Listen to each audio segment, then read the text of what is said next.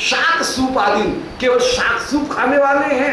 और मैं व्याहस्ते धैर्य, मैं ऐसा नहीं हूं। मैं ये जो सखागण है ये रस को छोड़ करके धैर्य, ये जो शाक सूप खाते हुए डोल रहे हैं ये तो बिल्कुल वैसे ही हैं जैसे तन्नीरम प्रकृतम हित्वा, साक्षात जो नीर है जल उसको छोड़ करके, और धावंती है मरीचिका, जो केवल मृग मरीचिका के लिए दौड़ रहे हैं वे तो मूर्ख ही कहलाएंगे।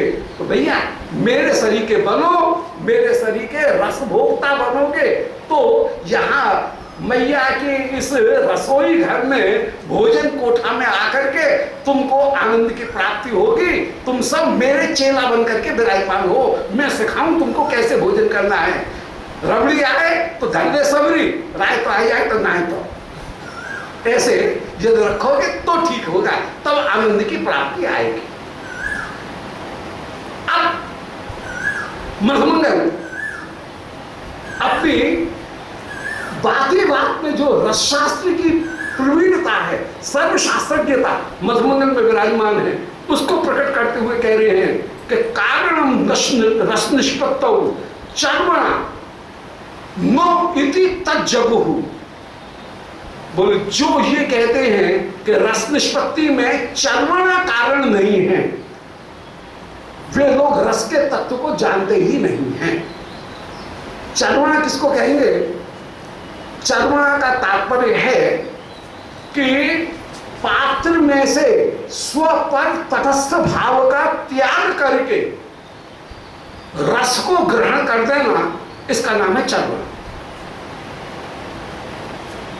कल के प्रसंग में थोड़ा सा संकेत दिया, ये चर्मणा को थोड़ा सा समझ, जरा सा बहुत संक्षिप्त समझाएंगे, क्योंकि यहाँ पे कोई साहित्य की कक्षा थोड़ी ले रहे हैं। यहाँ पे तो लीला का आस्वादन करने के लिए बैठे हैं, कोई साहित्य को पढ़ाने के लिए थोड़ी बैठे हैं। वो तो अपने पूर्व जीवन में बहुत पढ़ाते रहे आपने अपने पूर्व काल में बहुत पढ़ाते रहे, परंतु यहाँ पर तो आस्वादन है, परंतु उसका किंचित उपयोग। चर्मणा किसको कहते हैं? बोले चर्मणा का तात्पर्य है कि पात्र जो साहित्य में प्रस्तुत होता है, जो नाटक में जो पात्र है, हमको उसका नाम भले दिख रहा है कि इसका नाम है दुष्यंत, ये शकुंतला है, परंतु तत्वतः शकुंतला कोई एक इंडिविजुअल पात्र नहीं है, कोई ऐतिहासिक पात्र नहीं है। काव्य में जिस शकुंतला का वर्णन किया गया, काव्य में जिस दुष्यंत का वर्णन किया गया, वो तत्वतः एक अमुक कालखंड में होने वाला राजा नहीं होता है। तत्वतः उसका वर्णन इस प्रकार किया जाता है कि वह एक सामान्य मनुष्य होता है। सामान्य मनुष्य होने के कारण ही उसके चेष्टाओं को हम अपनी जैसी मानते हैं। इसी को काव्य शास्त्र में कहा गया साधारणीकरण। कल एक श्लोक बोला था साधारणीकरण के विषय में, रूप गोस्वामी जी ने भी उस श्लोक को उद्धृत किया है कि शक्ति अस्ति विभावादे काव्य साधारणीकृतौ प्रमाता यद भेदेनो स्वम यथा प्रतिपद्यते। कवि पात्र को इस प्रकार प्रस्तुत करता है कि वो पात्र एक ऐतिहासिक पात्र न बन करके उसका सामान्य मानव रूप वह सामने प्रकट होता है।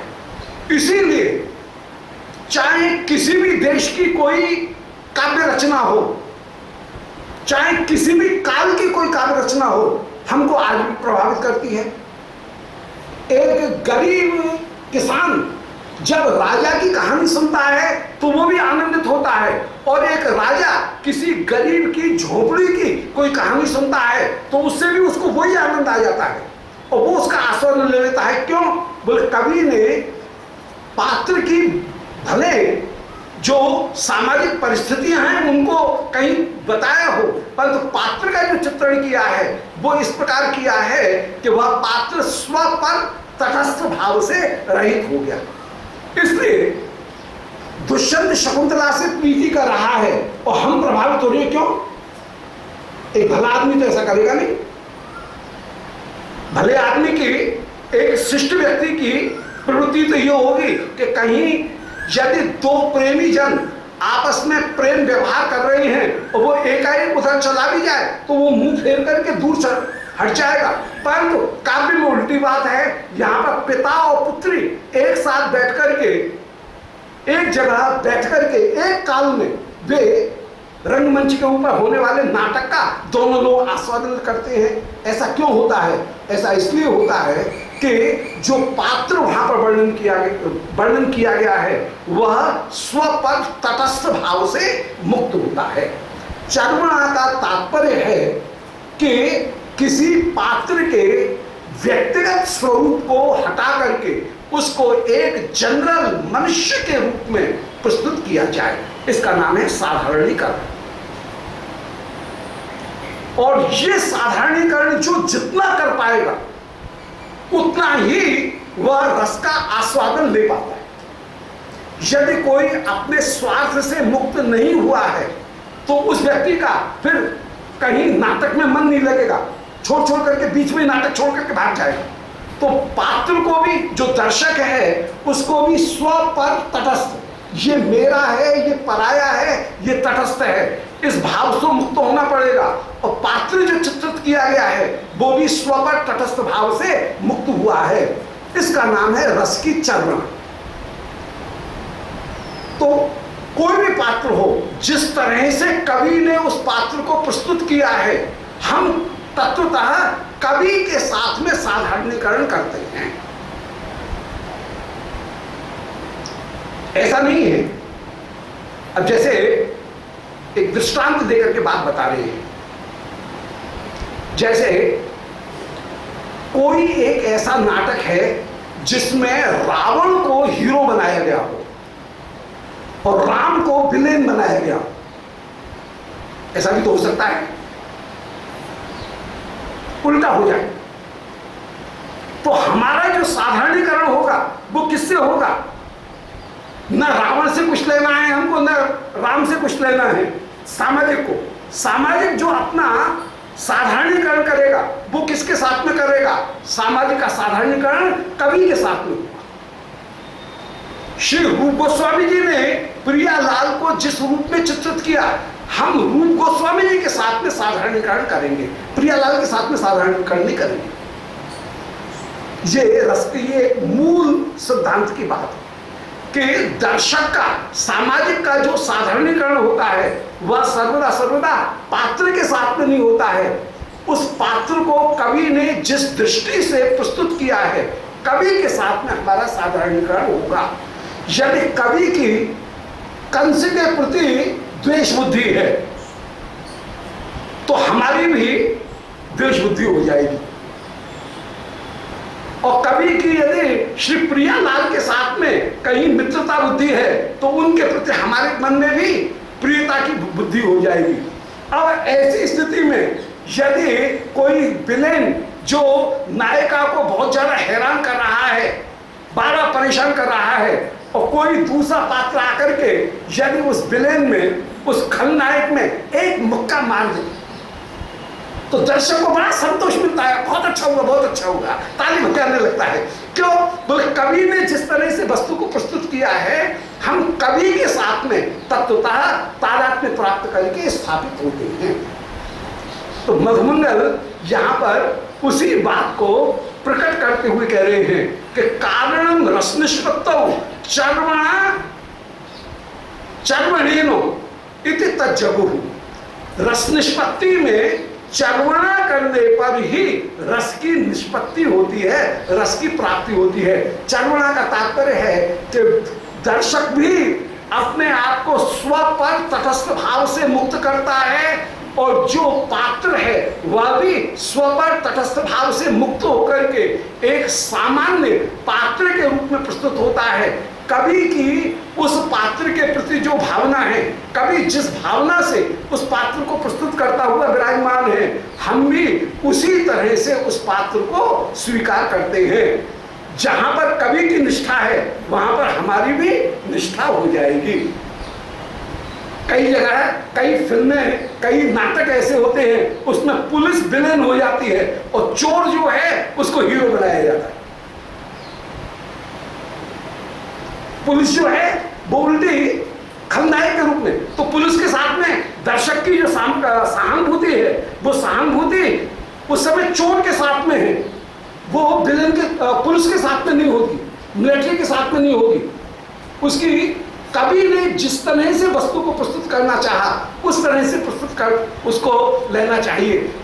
यहाँ पर मधुमंगल भी ये कह रहे हैं कि मैया ने जिस भाव से रसोई बनाई है उस भाव से उसको ग्रहण करना चाहिए। मैया ने जो उसमें जो रस निचोड़ना चाहा, जो रस स्थापित करना चाहा, उस रस के हिसाब से लो, अपनी रुचि के हिसाब से उसको लेने पर चर्वणा की प्राप्ति नहीं होगी। और चर्वणा का एक तात्पर्य है कि उसे कहीं उसको बनाने में क्या भावना रही है बनाने वाले की, इस भावना को भी आदर देते हुए विराजमान होना चाहिए। यदि भोजन करने वाला जब भी भोजन करने बैठे और वो झुझलाता ही रहे, ये क्या शाक बनाया है, इसमें जरा भी नमक तो बोल ही नहीं रहा है, इसमें जरा भी जो सुगंध है वो तो बोल ही नहीं रही है, इसमें घी तो इतना बघार तो जरा भी अच्छा नहीं डाला। अब यदि एक बार हो दो बार हो तब तो ठीक है, और रोज के रोज टोके फिर तो रसोई बनाने वाला सामने पड़ जाएगा, बोले हम पे नहीं बनती है, कल लो अपने अपने आप बना लिया कर, तो फिर ये बात हो जाएगी। तो जहां पर मधुमंगल कह रहे हैं नहीं नहीं, मैया ने जैसी रसोई बनाई है उसको भी आदर देते हुए विराजमान। तो कारणम रसनिष्पत्तौ चर्वण चर्वणेनो, रस के चर्वण करने से रस की निष्पत्ति होती है। इति तज्जगुहु, ऐसा आचार्यों ने कहा है। चर्वण तो परिचोष्यंति न पितुर जन्म कोट भी, ये जो मेरे साथ में बैठे हुए हैं ना, ये तो रस की चर्वणा करना चाहते ही नहीं, जानते ही नहीं है। और भैया एक मुझे देखो, एक बेसन का मैया ने जो थपड़ी बनाई, बेसन का जो सेब बनाया, उसको मैं जब खा रहा हूं तो इसमें देख रहा हूं, आहा क्या इसमें लोम बोल रही है, इसमें क्या सुंदर, इसमें कहीं काली मिर्च उसकी कैसी सुंदर सुगंध आ रही है, इसमें दालचीनी की कैसी सुगंध आ रही है। एक एक चीज उसका स्वाद लेते हुए मैं चर्वणा करते हुए चबा करके विराजमान हूं। चर्वणा किसका नाम, बोले जैसे गनेरी है और गनेरी को कोई मुंह में लेकर के जीभ से चाटे तो गनेरी का स्वाद आएगा, क्यों खास स्वाद नहीं आएगा, मुंह से पकोल करके रख देगा। परंतु गनेरी को लेकर के यदि उसको पीसा जाए, दांतों से चबाया जाए तो उसका स्वाद अलग है। तो चर्वणा में जो स्वाद है वो स्वाद किसी दूसरी चीज में नहीं है। अरे चना मुरमुरा खा रहे हो और ये चना मुरमुरा को पीस करके सतुआ बना करके खाओ तो क्या खासा स्वाद आएगा। चना के चर्वण में जो स्वाद है वो स्वाद उसके पीसे हुए में स्वाद नहीं है। सतुआ बना करके यदि कोई सत्तू बना करके चने का खाए तो उसमें क्या स्वाद है। चना को दबा करके चूना करके जो स्वाद है वो है। ऐसे ही मैं भैया एक एक कोर को खा करके उसकी चर्वणा करता हूं और चर्वणा करने में जो स्वाद आता है वो स्वाद ये अरसिक, ये तुम्हारे पास में बैठे हैं ना कन्हैया, ये तेरे मित्र, ये भोजन के अरसिक, ये उस स्वाद को जानते ही नहीं। मैं एक एक चीज का स्वाद, ये भोजन की कहीं पद्धति भी बड़े लोग बताते हैं कि जब जिस चीज को विराजमान हो उसका पूरा स्वाद लो।